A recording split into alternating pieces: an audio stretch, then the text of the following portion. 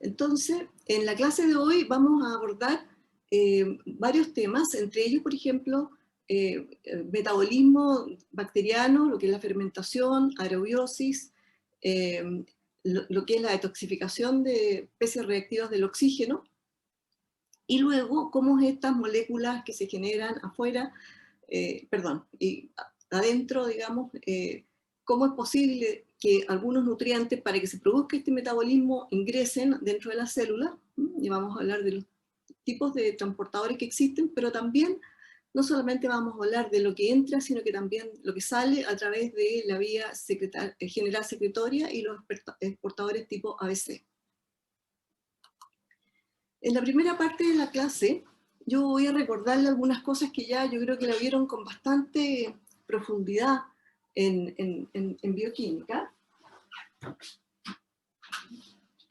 Y de modo que lo que voy a hacer simplemente es recordar algunas cosas que son como esenciales, digamos, para entender lo que yo quiero decir acá. Entre ellas, digamos, está el metabolismo de los azúcares, entre ellas la glucosa, en lo que se llama las reacciones preparatorias, en que la glucosa es fosforilada a glucosa 6-fosfato, a fructosa 6-fosfato, y luego, o sea, esto es una isomerización, y luego es nuevamente fosforilada. Aquí hay dos gastos de ATP, digamos, para dar fructosa 1,6-bifosfato. Y aquí pasa algo que ustedes a lo mejor ya recuerdan, que esta se parte, digamos, esta fructosa, para dar, digamos, dos moléculas de gliceraldehído 3-fosfato. Y de aquí para acá viene entonces todo lo que es la oxidación, que está mejor puesto acá. También se le conoce como la vía de Enden-Meyerhof. Y básicamente lo que aquí tenemos es que este gliceraldehído 3-fosfato que se formó, ¿cierto?, empieza a oxidarse, y aquí ocurren dos fosforilaciones, ¿ya?, a nivel de sustrato, digamos, en que se pasa se pasa, digamos, de ATP a ATP, que es importante, ¿ya? Pero como se produce esta y esta, en la ganancia neta, desde aquí a acá, que hubo un gasto de un ATP, otro ATP, dos ATP, pero aquí se producen dos ATP, ¿ya? Pero como la molécula es doble, en realidad la ganancia neta de, de toda esta parte son dos ATP. Y llegamos hasta donde me interesaba, digamos, porque esto es la parte, digamos, más característica de muchas bacterias, al estado de reducción, ¿cierto? Porque ya tuvimos la parte de oxidación y ahora la etapa de reducción y del piruvato, que es un elemento central. Y aquí vamos a ver, digamos, que se puede producir lactato, etanol, acetato, ¿ya? En fin. Y este destino del piruvato es muy característico, digamos, de diferentes bacterias, y que nos permite, es una herramienta que la van a ver en trabajos prácticos, una herramienta que nos permite muchas veces clasificar bacterias. ¿Por qué? Porque va a depender del tipo de bacteria, va a ser el tipo de fermentación que va a producir. Entonces aquí, en esta transparencia, tenemos el destino, digamos, del piruvato en las principales fermentaciones, con diferentes tipos de bacterias. Y para distinguir estas diferentes fermentaciones, existen unos test bioquímicos que teóricamente por lo menos los van a ver, y es una primera aproximación de repente a clasificar algún género o alguna especie bacteriana. Aquí en la número 1 tenemos que tenemos la fermentación hacia ácido láctico, ¿ya?, que es muy propia de algunas bacterias como son el Streptococcus y el Lactobacillus, que ustedes conocen bastante, digamos, porque este también era fácil, que la van a tener algunas bacterias como la Pseudomonas, pero yo les mencionaba que no hay muchas bacterias que hagan este tipo de fermentación, sino que más bien las levaduras. Y después tenemos varias fermentaciones más, entre ellas una muy característica que es la de los ácidos mixtos, que la hacen muchas enterobacterias como Escherichia coli, como Salmonella, y lo que uno tiene aquí es que tiene como varios destinos, porque por ejemplo, aquí desde acetil-CoA uno puede ir finalmente a la producción de hidrógeno molecular y CO2, ¿cierto? Pasando por ácido fórmico. Está interesante porque se produce una baja en el pH que uno lo detecta muy fácilmente en estos medios diferenciales que yo le decía, porque uno pone indicadores de pH y cuando se acidifica mucho, por eso que Enterobacteria acidifica bastante el medio de cultivo. Después tenemos otras, bueno, aquí partiendo con ácido fórmico, ¿cierto? Que llega hasta el hidrógeno molecular y CO2. Pero también tenemos a partir del acetil-CoA, que puede ir a ácido acético y etanol, y aquí también en esta se produce una fosforilación a nivel de sustrato, interesante porque hay una producción de ATP.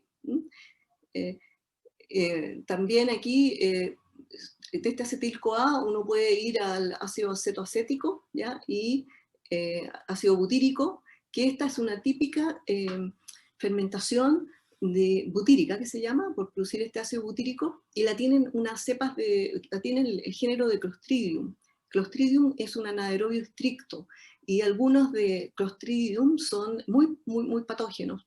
Seguramente van a tener oportunidad de revisar más de algún Clostridium en las clases de patogénesis. Está el que produce la enfermedad del tétano, ¿cierto? Y también la gangrena. Por otro lado, también tenemos el destino del piruvato que va hacia acetoína, y de aquí de acetoína a butanediol. Y esta también es muy típica de algunas bacterias, como Klebsiella, por ejemplo, y Enterobacter, que tienen este tipo de fermentación, y también este compuesto acetoína es muy fácil de identificar con un reactivo que se llama Fogg-Porcauer, que también seguramente lo van a ver cuando vean los test bioquímicos para la identificación de diferentes géneros, y hasta especies incluso. Y por este otro lado me parece que la única que nos va quedando son esta fermentación que es propiónica, que lo tienen los Propionobacterium y los Bifidobacterium. Y Bifidobacterium también es un probiótico. Entonces, en buenas cuentas, el mensaje, digamos, de esto es que los diferentes tipos de fermentaciones son bastante típicas de diferentes géneros o especies bacterianas y se pueden usar para la identificación de las mismas. Bueno, aquí tenemos una representación del ciclo de Krebs, simplemente para introducir la transparencia que viene a continuación, ¿cierto? En que tenemos compuestos, digamos, de 6 carbonos, ¿cierto? Como citrato, que van a empezar a producir sucesivas descarboxilaciones, ¿cierto? Para uno de 5 carbonos, como el ketoglutarato, y después otra descarboxilación, como succinil, como succinato, fumarato, etc. Y luego se mete aquí acetil-CoA y se continúa con el ciclo de Krebs, ¿no? Y esto era para mostrarle que uno puede tener aquí un bypass. Un bypass para pasar directamente a 4 carbonos, en lo que se llama el ciclo del glioxilato, en que teníamos este citrato de 6 carbonos, bueno, este isomeriza, y acá existe una enzima que es la isocitrato liasa, que lo que hace entonces es producir un compuesto, esta enzima es desdoblarlo en un compuesto de 4 carbonos, que es el succinato, ¿cierto? Y en uno de 2 carbonos, que es el glioxilato. ¿No? Y lo interesante que tiene es que con acetato, ¿no? Va a generar un compuesto de 4 carbonos, que es el malato. ¿No? Entonces aquí se usa acetato, que es de 2 carbonos, para la síntesis neta de compuestos de 4 carbonos. Y esto es muy típico también de algunas enterobacterias, no se encuentran en todas las bacterias.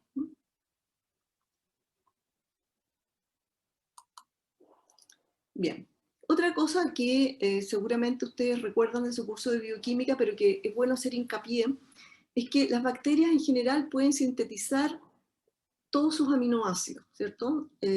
A diferencia, digamos, de los organismos superiores, que en realidad tenemos que alimentarnos con aminoácidos porque no hacemos la biosíntesis de muchos de los aminoácidos. Y aquí entonces tenemos los que pueden ser sintetizados usando de precursor, digamos, algunos compuestos del ciclo de Krebs, Entre ellos está el alfa-ketoglutarato, que es precursor, digamos, del glutamato y de todo esto, el oxalacetato, que es precursor del aspartato y de todos estos otros. Y tenemos también algunos, digamos, que pueden ser producto de la glicólisis, ¿cierto? El piruvato, que va a dar origen a alanina, valina y soleucina. En fin, ¿ya? El fosfoglicerato, serina. Y también tenemos que cuando se entra, digamos, a otros azúcares, como la eritrosa 4-fosfato, va a ser precursora, digamos, de corismato y de toda la síntesis de aminoácidos aromáticos, ¿ya? Que también esto es bastante interesante, estos son bastante exclusivos, digamos, las bacterias sintetizan aminoácidos aromáticos, y no demasiados microorganismos tampoco lo hacen, ¿no? Y esta ribosa 5-fosfato, digamos, que es una pentosa, que va a ser precursor del aminoácido histidina. Entonces aquí tenemos algunas cosas que son bastante típicas de bacterias, pero también hay que considerar de que no todas las bacterias hacen todo, ¿cierto? Diferentes grupos de bacterias hacen diferentes biosíntesis. Bien, lo que les quería mencionar también era la necesidad de algunas bacterias de crecer en presencia de oxígeno o de no tener necesidad de oxígeno para crecer. Y ustedes ya conocen esta clasificación, que tenemos organismos que son aeróbicos, ¿ya? Y tenemos organismos que son anaeróbicos. Los aerobios van a necesitar oxígeno para su crecimiento, pero también aquí los podemos clasificar en lo que son los aerobios estrictos o obligados, ¿no? Que requieren de oxígeno, o sea, si no hay oxígeno no van a crecer. Luego tenemos los facultativos, hay muchas bacterias que son aeróbicas pero facultativas, entre ellas la propia Escherichia coli, muchas enterobacterias, en que no requieren de oxígeno para crecer, pero se desarrollan mejor con él. Y eso se le llama facultativo. Y también tenemos los llamados microaerofílicos, que requieren oxígeno, pero una tensión menor a la tensión de oxígeno atmosférico. Y entre ellas nos encontramos, por ejemplo, con la bacteria Helicobacter pylori, que es un patógeno, que necesita una tensión de oxígeno menor que la de oxígeno atmosférico.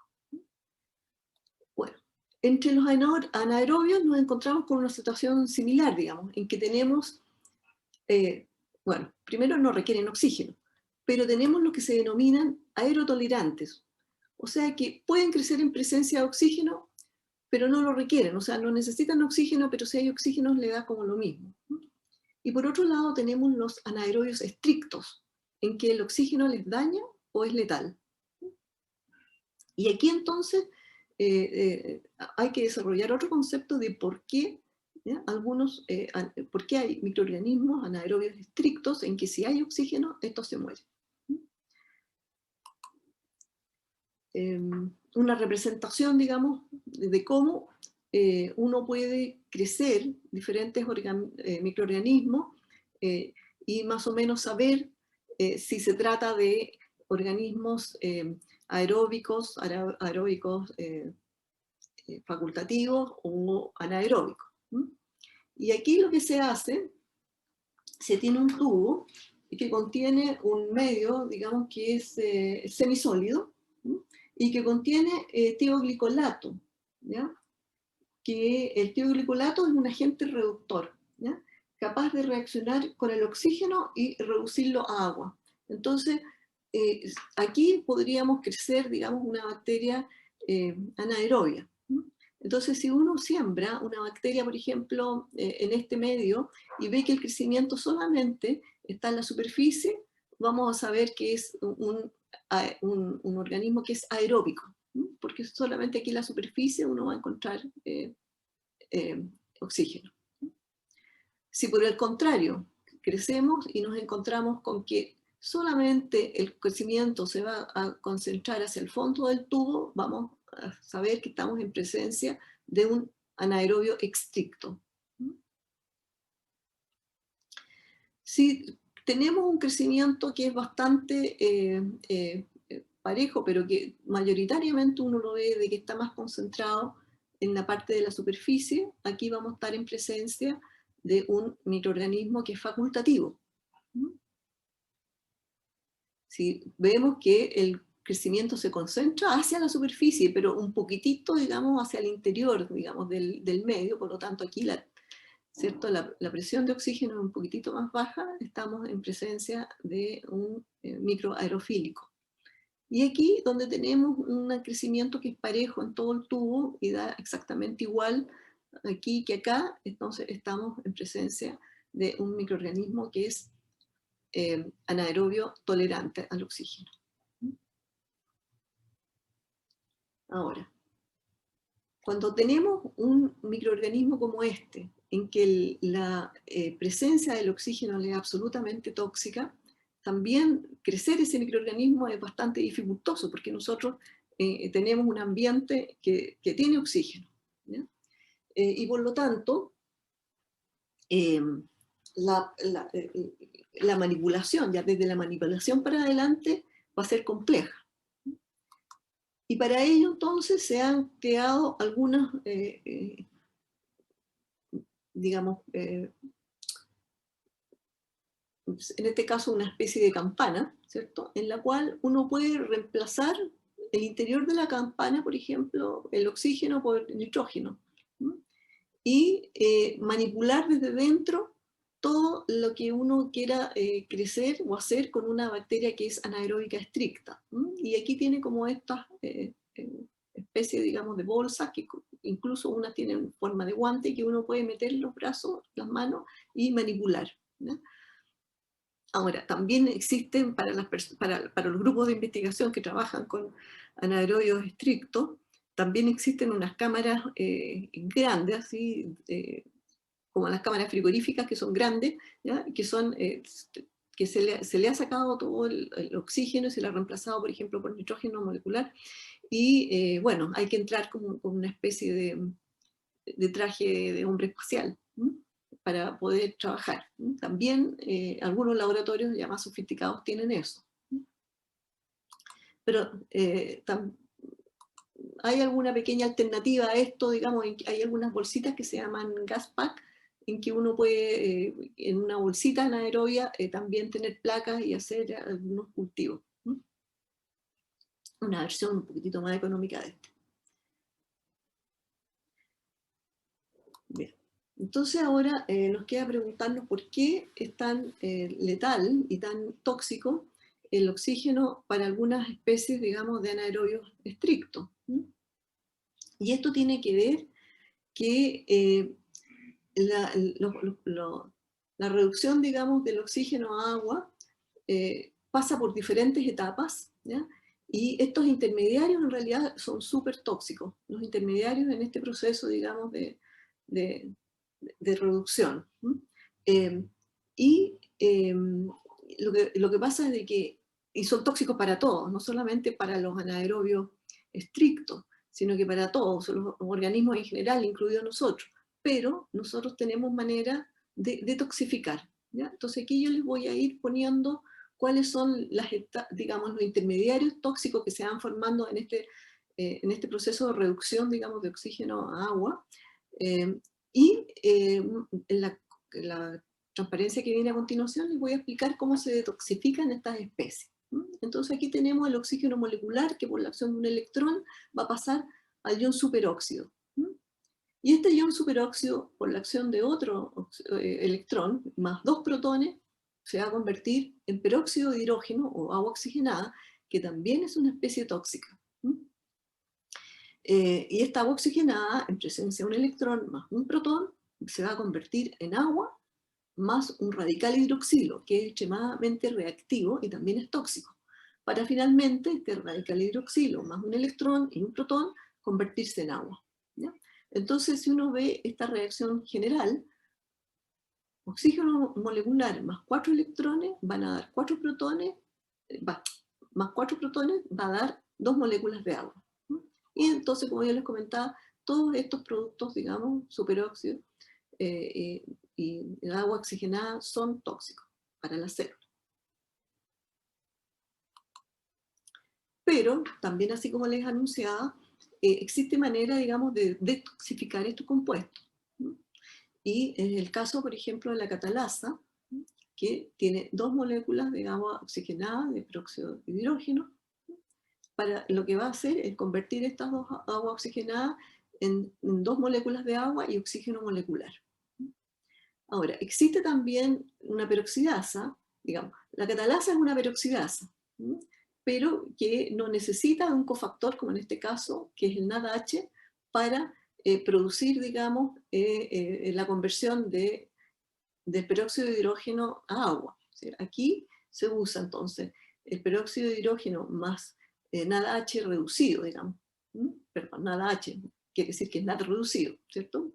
Más un protón va a dar 2 moléculas de agua más nada. Entonces, los organismos, ya tengan peroxidasa o tengan catalasa, van a poder detoxificar el agua oxigenada. Por otro lado, también existe la capacidad de detoxificar el ion superóxido, que también es muy reactivo, muy oxidante. Y aquí son 2 moléculas de peróxido, perdón, de superóxido, más 2 protones, va a dar agua oxigenada, o sea, peróxido de hidrógeno y oxígeno molecular, y esta entonces va a requerir otra enzima, digamos, cualquiera de estas para detoxificar el peróxido de hidrógeno, ¿ya? También existe en las combinaciones pues, de superóxido dismutasa catalasa, que es lo que está acá, ¿no? Que tenemos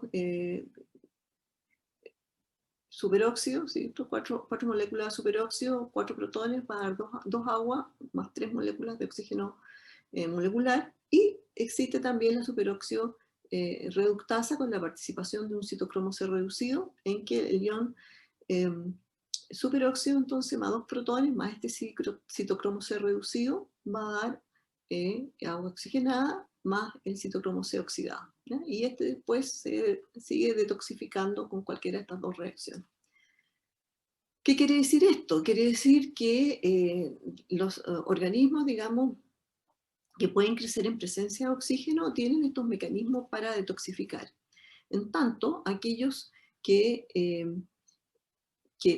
en los cuales el oxígeno, digamos, las especies tóxicas del oxígeno son letales, no carecen de alguna de estos sistemas de detoxificación, y por eso de que crecer estas bacterias en presencia de oxígeno no se puede, porque simplemente se mueren.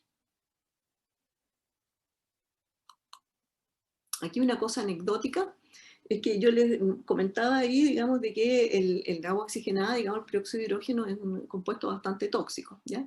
Y es una de las razones también de por qué uno lo usa desinfectante, porque todos ustedes alguna vez se le han hecho una herida y le han echado agua oxigenada en la herida.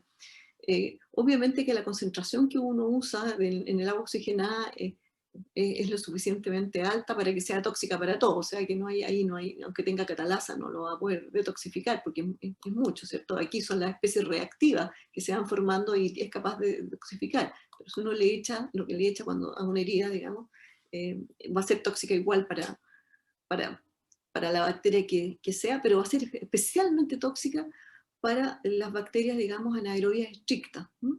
Y como yo les comentaba en una diapositiva que ya pasó, hay algunas bacterias como el Clostridium tetanis, que es un anaerobio estricto, que es la bacteria que produce el tétano, ¿ya? Y es tremendamente peligrosa. Y esas bacterias, digamos, generalmente se encuentran en la tierra. Entonces, por eso es tan importante que cuando uno se hace una herida, digamos, en que hay tierra de por medio, es que hay que desinfectar bien. Y oxigenada es muy recomendable. Y aquí lo que se muestra, digamos, es de que con un asa pusieron un poquitito de bacteria, ¿ya? Y al ponerlo, digamos, la oxigenada se pone a burbujear, porque se empieza a producir, digamos, el oxígeno molecular.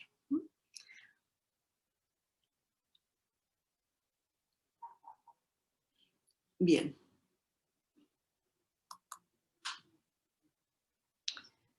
Hasta hasta ahora, entonces, hemos comentado muy a grosso modo algunas reacciones metabólicas de la bacteria, ¿m? Y la necesidad de oxígeno, de un tema aparte, o detoxificación de oxígeno.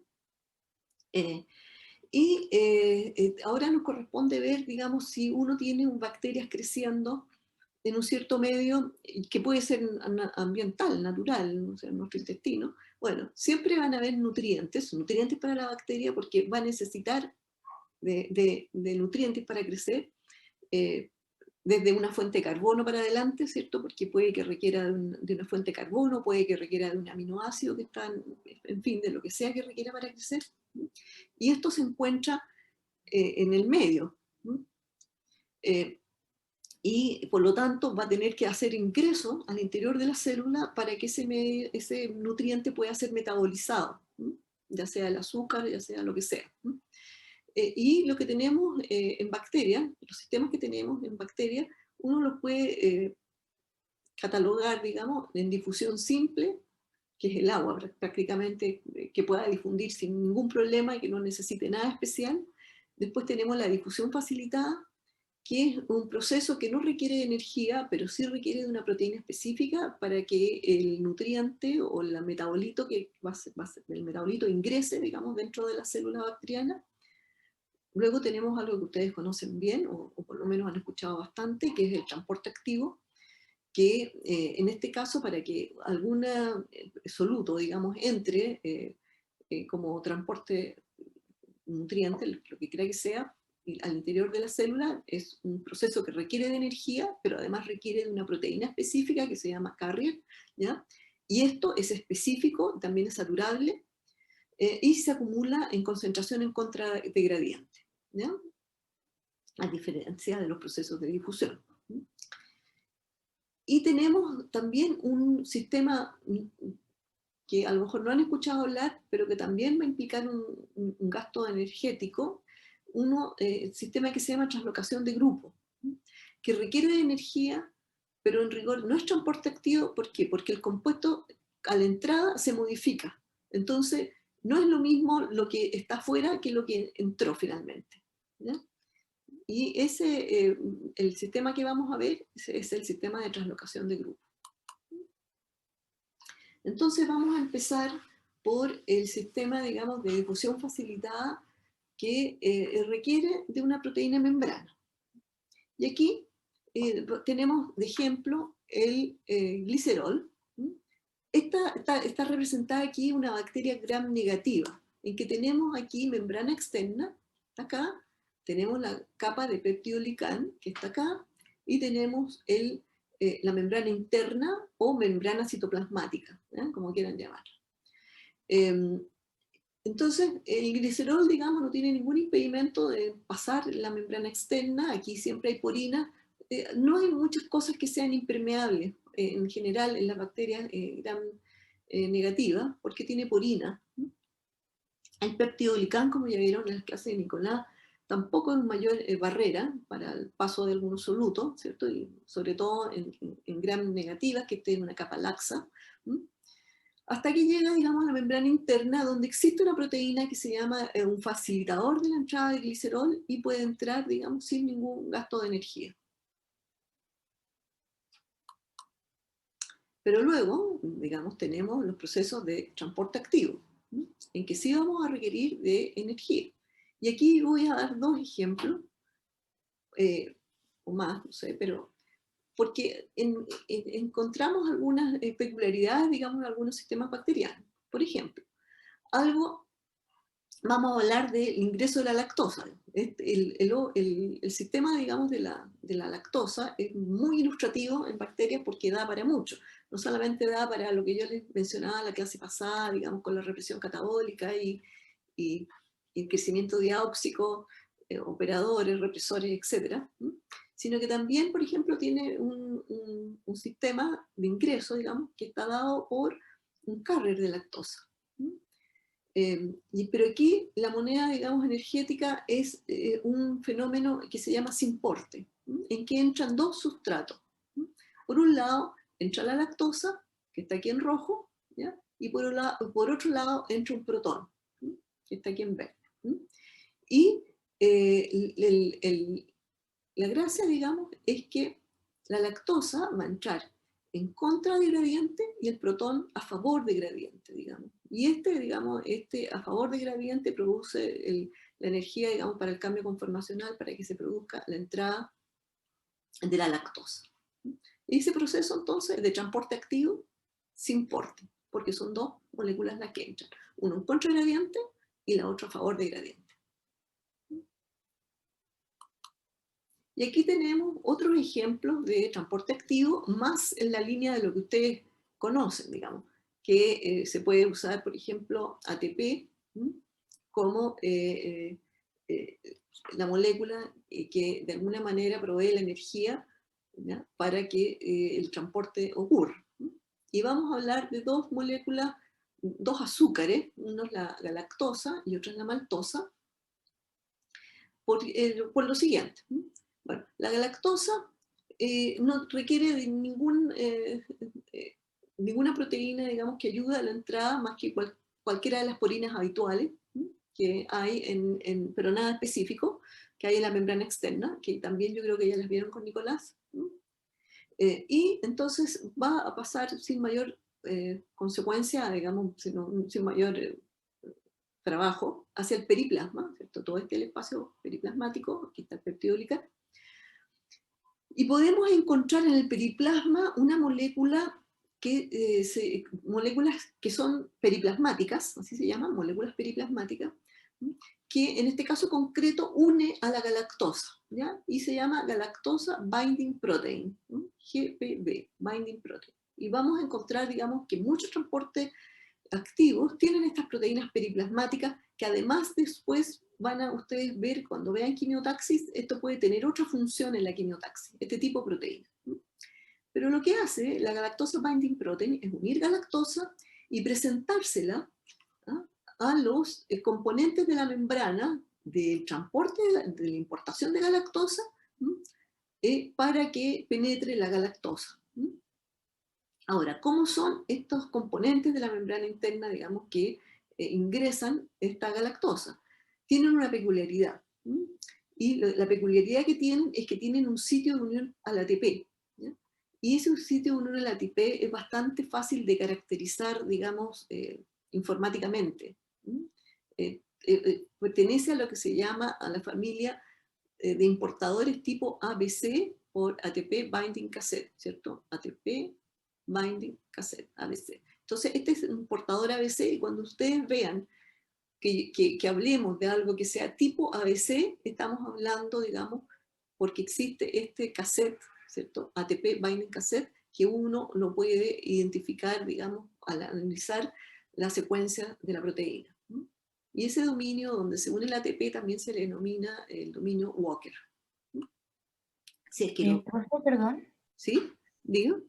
¿Es el GBP el que se une al ATP? No. No me quedó claro. Ya, no. De nuevo, no quiero que se me vayan a confundir. Tenemos por un lado estas proteínas, ¿ya? GPB o MPB, ¿ya? Binding protein, ¿ya? Galactosa binding protein, en este caso es la maltosa. Maltosa binding protein. Estas son proteínas periplasmáticas. Estas no tienen dominio de ATP, de unión de ATP, ¿ya? Estas son proteínas que uno las puede encontrar para algún tipo de importación de azúcares, o puede que alguna importación de azúcar, por ejemplo, como el de la lactosa, no lo tiene, y otras tampoco lo tienen, ¿ya? ¿Cuál es el papel de esto? El papel de esto es que cuando interactúa, ¿ya?, la galactosa binding protein, que tiene unidad galactosa, ¿ya?, por eso se llama así, cuando la galactosa está unida a galactosa binding protein e interactúa entonces con el importador tipo ABC de la galactosa, la afinidad, digamos, con que puede uno, la concentración, ¿cierto?, de galactosa que uno necesita aquí es poquitita. Si, por ejemplo, esta galactosa no existiera, esta galactosa binding protein no existiera, ¿ya?, hay mutantes que no la tienen. ¿Quiere decir que la entrada aquí va a ser 000? No, va a entrar algo, pero hasta con 3 órdenes de magnitud de diferencia o sea, necesito 3 órdenes de magnitud más de galactosa o 2 órdenes de magnitud más de galactosa para que pueda entrar. Entonces lo que está haciendo esta proteína, en buenas cuentas, es capturar galactosa, ¿cierto? Y entregarla acá con un proceso que es muy eficiente, ¿ya? Con poquita galactosa, digamos, la molécula de galactosa la entrega acá. Si no existiera esto, se necesitarían muchas moléculas de galactosa para que pasara. ¿Se entiende cuál es la idea ahora? Sí, muchas gracias. Ya, ok. Entonces, va a depender, digamos, hay sistemas en que no tienen esta binding protein, porque su afinidad, digamos, la evolución lo llevó a que con poquitita, el caso de la lactosa no lo requiere, ¿ya? Con poquitita concentración de azúcar es suficiente para que entre eficientemente a la célula, ¿ya? Ahora, acá lo que ocurre también es que el proceso, vamos a mirar, digamos, después algunos, sí, un esquema, va a ser con un gasto de ATP, ¿ya? Y aquí tenía 2 ejemplos, el de la galactosa y el de la maltosa, y puse el de la maltosa porque la maltosa sí requiere de una proteína en la membrana externa para que la maltodextrina entre, digamos. Esta maltosa, ¿ya? Requiere a una proteína que inicialmente fue caracterizada como el receptor del fagolambda. Está puesto aquí por lo siguiente, porque a veces, digamos, yo siempre procuro decirles a ustedes, por ejemplo, lo que significan las siglas de los componentes, digamos, de cualquier proceso que uno use, digamos, cualquier proteína, genéticamente, generalmente tiene que ver de cómo se le puso el nombre al gen, es como uno llama la proteína, ¿ya?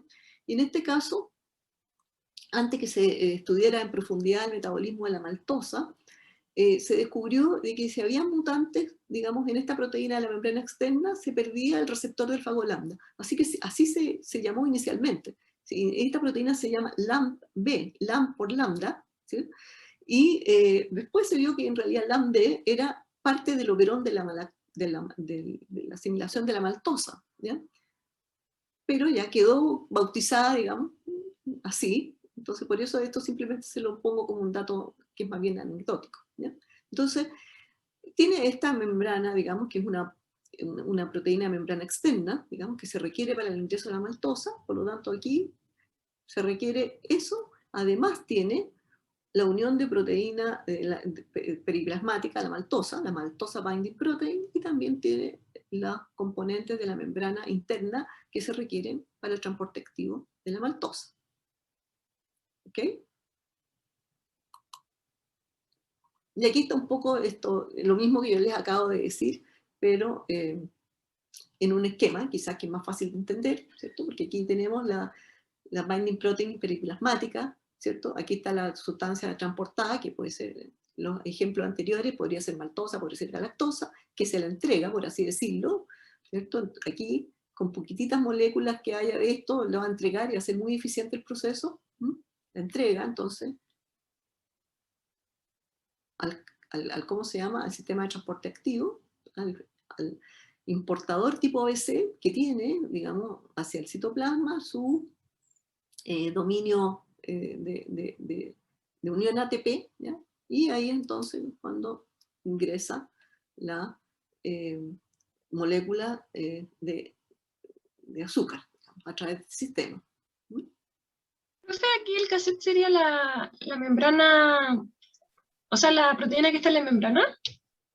Mira, si tú te fijas, aquí tenemos una proteína que es integral de membrana, ¿cierto? Y pues, vamos a ver, digamos, de que ahí tiene un dominio, digamos esto, que va hacia el citoplasma, ¿ya? Y en el dominio hacia el citoplasma es donde está el cassette de unión ATP. Gracias. También lo vamos a ver, porque este fenómeno lo vamos a ver en la clase también hacia el final. Hay importadores y hay exportadores. Oye, me estoy atrasando mucho parece, pero espero no tanto. El incidente nos atrasó, ¿eh? Bien. Y finalmente entonces nos queda el sistema, digamos, de translocación de grupo, o PTS, porque tiene un sistema de transferencia de fosfato. Entonces en inglés PTS es phosphotransferase, ¿ya? Y entonces consiste en que uno, por ejemplo, tiene un sustrato, que en este caso es glucosa, esto en Escherichia coli, en que va a entrar, digamos, la glucosa sin mayor dificultad hacia el espacio periplásmico, pero aquí en la membrana interna se va a encontrar con lo que se denomina el complejo enzima 2, que de alguna manera va a estar interactuando con un complejo que se llama enzima 1, y este complejo enzima 1 tiene la capacidad, digamos, de fosforilar una proteína, que es esta que está acá, ¿ya? Que tiene una histidina, que es la que se fosforila, ¿ya? Y a través, digamos, de una reacción en que implica PEP, va a fosforilar esta glucosa que va entrando, digamos, y lo que va a ingresar, lo que va a quedar en el citoplasma es glucosa 6-fosfato, ¿ya? Y después, bueno, esta proteína se recicla, se pone HP porque HP es una proteína, ¿cierto? Y H por histidina, que es la que se fosforila. Está mejor explicado en esta otra transparencia, que en realidad aquí, claro, dice enzima 2, ¿ya? Y enzima 1, pero enzima 2 y enzima 1 son complejos, ¿ya? Tenemos este enzima 2, en realidad tiene y estos están pegados, ¿eh? Aquí también hacia más el interior de la membrana. Y enzima 2A, ¿cierto? Que es la que está mirando hacia el HPR para hacer la entrada, digamos, de la glucosa y la pasada después a glucosa 6-fosfato, está mirando, digamos, interactuando hacia el citoplasma. Entonces aquí está lo que yo más o menos le decía, ¿cierto? Que esto va como transfiriéndose, ¿cierto? De acá, y lo que hace entonces esta proteína, digamos, la enzima 1, es catalizar la conversión de esta proteína que se fosforila, ¿ya? Y ese fosforilo se le transfiere a la glucosa. Y por lo tanto, lo que tenemos aquí es que fosfoenol piruvato, ¿cierto? Que es el que va a aportar el fosforilo, más la proteína que va a fosforilar, ¿cierto? Con la enzima 1 que está en el citoplasma, lo que va a dar es piruvato más la proteína fosforilada, ¿ya? Y por otro lado, la proteína fosforilada en presencia del azúcar, en este caso glucosa, con el complejo enzima 2 que está en la membrana o pegado a la membrana, va a dar el azúcar fosfato más la proteína ahora defosforilada. Y por lo tanto, la reacción general sería fosfonol piruvato más azúcar, ¿cierto? Que está afuera del azúcar, a azúcar fosfato más piruvato, que está ahora adentro. Bien. Entonces, no se puede clasificar esto como transporte activo, digamos, aunque hay un gasto energético, simplemente porque lo que entra, digamos, finalmente lo que queda adentro es un sustrato modificado, ¿ya? En cambio, en el transporte activo, lo que uno hace es acumulación en contragradiente de la molécula que se está transportando, ¿cierto? O sea, la lactosa finalmente termina en una concentración mucho más grande adentro que afuera, o la lactosa, o lo que quiera que uno use. En general, esto en forma natural, porque uno en el laboratorio le puede poner mucho, en un medio de cultivo X le puede poner mucho azúcar, pero en general todas las fuentes de carbono son relativamente escasas en los medios naturales. Entonces siempre al final van a terminar en una concentración más alta adentro que afuera. Bien. Y aquí voy a cambiar un poquito de tema, porque voy a hablar de un sistema de captación de algún tipo de elemento que se requiere para que la bacteria pueda crecer. Y me voy a referir a los sistemas, a un solo sistema, porque hay varios sistemas de captación de hierro. El hierro, a pesar de que es un elemento súper abundante en la naturaleza, ¿cierto? No sé, yo creo que una de las cosas más abundantes que existe es el hierro. resulta de que en los microorganismos o en los organismos vivos en general no hay mucho hierro disponible, pero el hierro es importante porque ustedes saben de que muchas proteínas incluso los usan como hierro en los grupos prostéticos, que son importantes, digamos, en procesos esenciales de catálisis, ¿ya? De modo que, sin ir más lejos, por ejemplo, en nuestra sangre, ¿cierto? Hay muchos componentes que unen hierro, como la lactoferrina y muchos otros, si uno, si por ejemplo un patógeno quisiera crecer en la sangre, finalmente hacer una septicemia, sería, digamos, si no tuvieran algún sistema especial para capturar hierro, sería imposible el crecimiento. De modo de que la captura de hierro, ¿ya? Se puede ser una condición importante, por ejemplo, para el crecimiento bacteriano en condiciones en que hay deprivación de este elemento, ¿sí? O donde no se encuentra por las razones que sean, y tiene un rol clave en patogénesis, porque como van a ver en las clases de patogénesis, estos elementos que capturan hierro generalmente son factores de virulencia, ¿sí? Que promueven entonces el crecimiento bacteriano en estas condiciones de deprivación de hierro, que suelen ser las que se necesitan para que un organismo crezca, un microorganismo crezca, digamos, dentro del organismo que infecta. Entonces, por ello, tienen mucha relevancia en la patogénesis. Y también en algunas bacterias ambientales, porque puede ser de que se requiera para crecer y el microorganismo ha desarrollado durante el transcurso de la evolución estos mecanismos para captar hierro. Entonces, eso es un sideróforo, ¿no? Los sistemas para captar hierro se le llaman sideróforos, ¿no?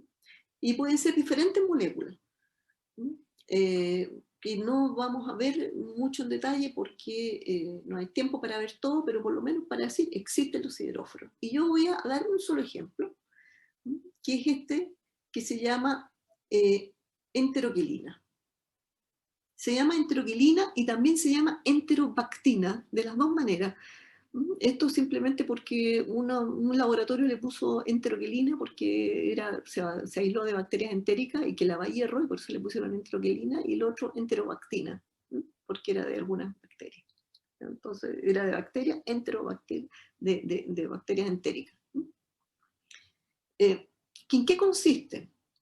Consiste enteroquilina en un trímero cíclico de hidroxibenzoilserina. ¿Cierto? Esta es una dihidroxibenzoilserina. Aquí tiene 1, 2 y 3, que está ciclada, ¿ya? Y esta, aquí, digamos, en el benzoil, tiene este grupo catecol, OH aquí, OH, y estos grupos catecol son los que acomplejan el hierro, ¿ya? Y esta estructura tiene una afinidad súper alta, ¿ya? Tiene en una cierta condición de pH, me parece que la constante es 10 elevado a 52 molar. O sea que prácticamente puede captar el hierro, digamos, prácticamente todo lo que pueda ver libre lo va a captar, ¿ya? Me parece el compuesto que uno ha identificado que tiene una constante, digamos, de unión por otro más alta que se conozca, ¿no? Porque algo que tenga 10 elevado a 52, realmente no conozco nada que tenga una afinidad más grande que eso. Y esta ciclación, digamos, es a través, digamos, de estos enlaces que son ésteres. ¿Ah? Aquí tiene un éster, aquí tiene un éster, y pueden ser clivados por una enzima que es la enteroquilina esterasa, ¿sí? Que va a clivar acá, ¿cierto? Acá y acá. Y cuando cliva va a perder la afinidad de a poco, no la pierde completamente, sino que va bajando. La estructura cíclica es la que tiene la mayor afinidad. Después esto se puede linealizar en una, puede quedar lineal, un trímero lineal, pero también puede quedar un dímero y también puede quedar un monómero. Y todas tienen algo de afinidad por hierro, solamente que ya no en el número estratosférico y elevado a 52, sino que se le da muchos órdenes de magnitud, se cae la afinidad por el hierro. Aquí se muestra digamos, una estructura, digamos, en que tiene acomplejado el hierro. Esta fue resuelta por NMR. ¿Se fija? Esos catecoles que están aquí para afuera, están ahí, ¿cierto? En realidad, la verdadera estructura es así, ¿sí? Mirando hacia adentro. Y aquí está acomplejado el ion férrico, ¿sí? Porque el hierro 3, el hierro más 3, el que es unida a la enteroquilina.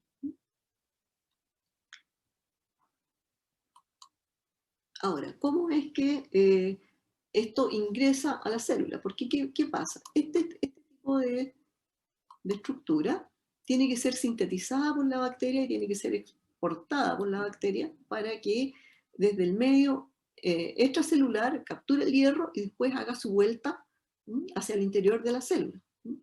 Entonces, se secreta y lo que se acompleja vuelve la bacteria. ¿Y cómo va a hacer esto?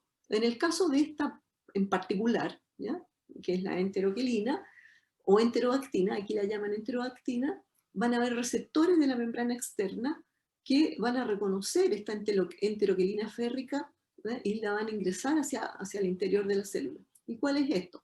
Hay 3 proteínas, ¿sí? Que es FEP-A, CIR y FIU, digamos. Algunas reconocen la enteroactina ciclada y otras reconocen monómeros, dímeros, trímeros de la dihidroxibenzoilferina, pero en realidad es todo este conglomerado, estos receptores, digamos, que van a interactuar a su vez con proteínas, ¿ya? Como la proteína TOMB, ¿ya? Y XPB. Esta proteína también es importante, porque es una proteína como que energiza este sistema en conjunción con otras proteínas, y FEP, varias FEP, ¿ya? Y todo eso va a hacer que esta enteroquilina férrica pase hacia el interior de la célula, donde es atacada por FES, que es la enteroquilina esterasa. Esta es la enteroquilina esterasa, F es por esterasa, FES. Y lo que va a pasar es que, bueno, una vez que se rompe, ¿cierto? Va a liberar el hierro, que inmediatamente se va a reducir a ion ferroso, a fierro 2+. Y este es el elemento que se va a usar en los procesos metabólicos de la célula. Y también aquí hay un control, digamos, que estimula la síntesis de todos estos compuestos en presencia del hierro, cuando hay un represor que se llama FUR, y cuando se acompleja con el hierro +2, cuando hay mucho hierro, ese represor va a estar activo y va a estar inhibiendo la síntesis de todas estas proteínas. Pero cuando hay poquito hierro, ese represor no va a estar funcionando, porque no va a estar unido a la proteína FUR, y se van a expresar todas estas proteínas, incluido todas las de la biosíntesis de la enteroquilina, para que se produzca y vaya a buscar hierro, ¿ya? Ahora, este es un sistema, el de la enteroquilina, este que está acá, es en C, pero hay otros que implican citrato y hay otros que implican otro tipo de moléculas como ácido hidroxálico, que son otros. Y todos más o menos tienen el esquema de funcionamiento parecido, que hay un receptor de membrana externa y que después se transforma, se ingresa. Incluso en todos participa el sistema TOMB como energizante para que ingrese a través de cualquiera de estos sistemas el hierro a la célula. Entonces, el mensaje aquí es, existen mecanismos para ingresar hierro a la célula que son altamente, con mucha afinidad por el metal. No es solamente uno, hay varios, ¿ya? También son característicos de cada bacteria. Por ejemplo, hay algunos, digamos, que son producidos por el tipo por Yersinia, otro por Escherichia coli, otro por, en fin, por Salmonella, que esto está la salmoquelina, por Escherichia coli, enteroquilina, etc. Bien. Una cosa, digamos, que tengo que contarles, digamos, es que, bueno, y en esta clase, y espero poder terminarla después del percance, es que yo en todo lo que hemos hablado, digamos, le hemos dado énfasis a lo que entra, ¿cierto? Un poquitito a lo que sale, no hablamos de cómo salía la enteroquilina, pero ahora queremos hablar de lo que sale, ¿ya? Y para eso hay sistemas, perdón, tenemos, sí, bien digo, y para eso tenemos sistemas, digamos, y me voy a focalizar no en compuestos, podría también hablar de compuestos que necesitan exportadores para salir, pero me voy a focalizar en proteínas, ¿ya? Y me voy a focalizar en dos sistemas. Uno, que es el sistema de la vía secretoria general, ¿cierto? Que son sistemas generales de secreción, en que muchas proteínas bacterianas pueden ser exportadas vía este sistema. Aquí básicamente les voy a contar, digamos, de que cuando se sintetiza una proteína, esta proteína puede ir directo a la membrana con un plegamiento directo o a través de un proceso de exportación, o puede ir al periplasma. Acabamos de hablar de la periplasma, las binding protein del periplasma, ¿cierto?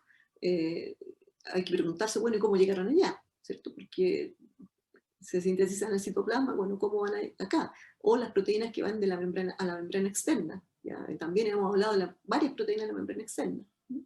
Entonces, ¿cómo llegan a la membrana externa? Y también hay proteínas que salen al espacio extracelular. Bueno, ¿cómo es que llegan acá? ¿Ya?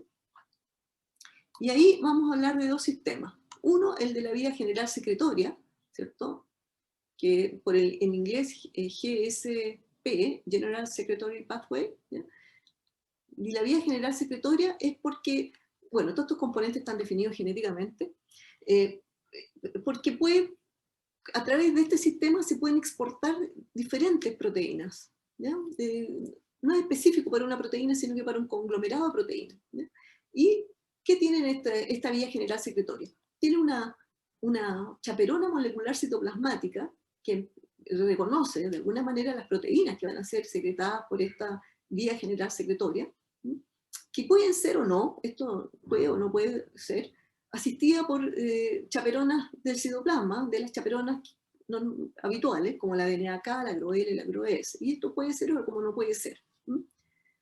Y van a presentar entonces estas chaperonas al sistema de secreción, SEC-A, que es una proteína, digamos, que es una ATPasa secretoria, que estaría, digamos, hacia la membrana, la cara hacia la membrana citoplasmática, ¿cierto? Y se uniría al péptido señal que participaría en la translocación. Ya voy a mostrar un esquema de esto. Luego tenemos todas las translocasas que están localizadas en la membrana citoplasmática. Aquí la SEC-A tiene una cara, digamos, que está hacia, o sea, que interactúa con el citoplasma y otra hacia el citoplasma para ser el puente entre esta y esta, ¿ya? Y aquí tenemos proteínas como SEC-D, SEC-E, SEC-F, SEC-Y, y también péptida señal peptidasa, digamos, la peptidasa que va a clivar entonces el péptido señal. Ustedes, yo creo que ya en su curso de biología celular saben que las proteínas que se secretan tienen un péptido señal, ¿cierto? Que es reconocido, que es como una señal para que vaya a las membranas, digamos, y sea exportado, y que durante ese proceso es clivado. Entonces aquí tenemos la proteína SEC-P, que es la chaperona, que une a la proteína que va a ser exportada, ¿ya? Que le pasa a SEC-A, ¿cierto? Que en realidad es el motor, que está asociado con la membrana. Aquí está todos estos complejos que yo les mencionaba, y que se la presenta y la entrega, ¿ya? Para que cuando se secrete, aquí está la peptidasa señal, ¿ya? Que la va a romper en el N-terminal. Y lo que ocurre entonces es que cuando la presenta esta SEC-B, ¿cierto? A SEC-A, y SEC-A entonces empieza aquí el proceso de transferencia y empieza a también haber hidrólisis. SEC-A la inserta, digamos, en el translocón, y SEC-A, digamos, tiene esta actividad ATPásica, que más o menos con cada ATP que se hidroliza se logra ingresar 20 aminoácidos, ¿ya? Más o menos. Entonces hay hidrólisis de varios ATP para que esto vaya ocurriendo, ¿ya? Entonces es como una especie de motorcito, digamos, que va desplegadamente pasando la proteína. Pero esta no es la única manera de exportar proteínas. Existe otra manera, que es a través, digamos, de exportadores ABC bacterianos. ¿Por qué? Porque estos están incluidos en la membrana, tienen el dominio unión al ATP, digamos, del dominio que une ATP, ¿ya? Pero que son exportadores dedicados o exclusivos. Entonces, ¿qué significa esto? Significa que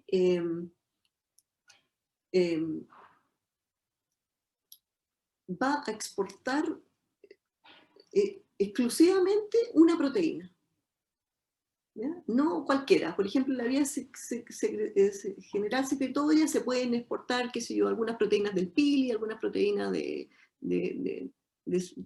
sistemas de secreción X, ¿ya?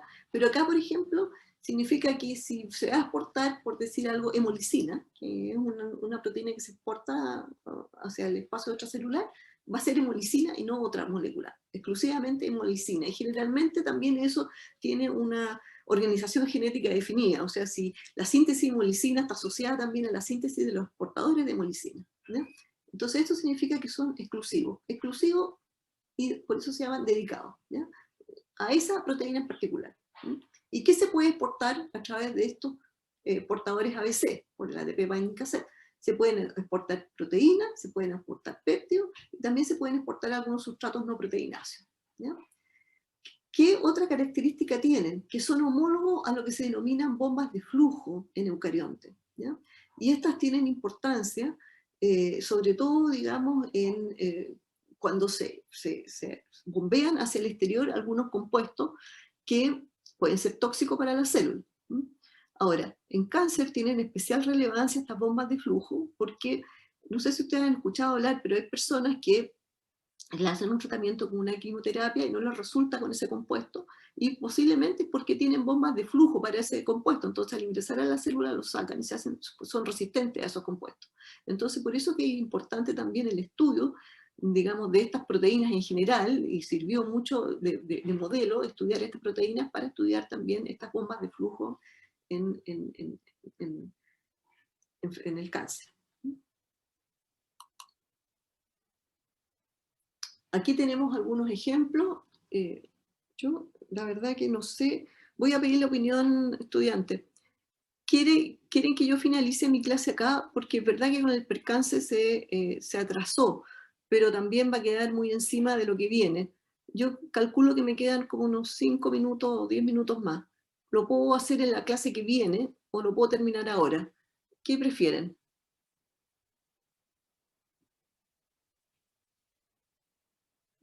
¿Nadie me va a decir nada?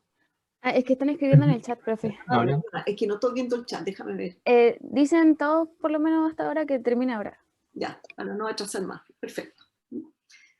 Entonces, perdona que no puedo ver el chat porque estoy con la pantalla completa. Entonces, estos exportadores ABC, digamos, se han caracterizado tanto en organismos gram positivos como gram negativos. Entonces, en el caso de los organismos gram negativos, que son los que están acá, ¿ah? Tienen más de un componente, ¿ya? Todo el sistema completo. Aquí está el caso, digamos, de la hemolicina. La hemolicina, que es secretada, digamos, es sintetizada al interior de la célula bacteriana y es secretada o exportada, mejor dicho, como alfa-hemolicina acá. El sistema de los transportadores de ABC está acá, esta proteína ILB, ¿ya? HLYB. Esta, aquí tienen los dominios de unión de ATP, pero necesita una proteína accesoria, ¿ya? Que aquí está puesta en 2, pero en realidad es un trímero, ¿ya? Y también necesita una proteína membrana externa, que es la proteína TOL-C. Entonces, estas tres van a formar una especie de canal que va a conectar casi directamente el interior, digamos, de la célula con el exterior en este proceso de exportación de la proteína hemolicina, que es una proteína bastante grande, no es chica, y la va a exportar desplegada, y por lo tanto la va a ir pasando, ¿cierto? Aquí nuevamente el ATP va a ir haciendo, digamos, esto lo hace como una especie no sé, de fuelle, ¿cierto?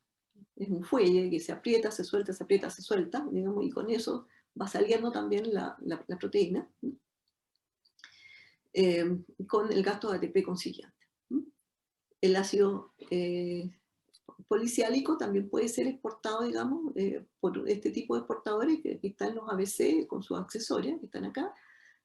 Aquí está al revés, la histidina, digamos, en que es un importador, pero esto no tiene que ver con lo que yo quería decir. Y también se encuentran en gran positivo. Obviamente que aquí no se requiere la proteína de membrana externa, sino que simplemente el exportador ABC con su proteína accesoria, ¿ya? Y aquí está la subtilina. Y este es un caso, digamos, de un MDR, en el caso de eucariontes, que son las bombas de flujo. También vamos a ver bombas de flujo para el caso de resistencia a antibióticos. Y con esto voy a terminar. Aquí una esquemita, digamos, de cómo es que se ensambla toda esta maquinaria, ¿ya? O sea, primero tenemos aquí el reconocimiento, ¿cierto? Aquí está la proteína TOL-C, en verde, la de membrana externa. Esta en rojo es la accesoria, ¿ya? Que aquí está ya con un trímero, y esta en amarillo vendría a ser el exportador propiamente tal, ABC.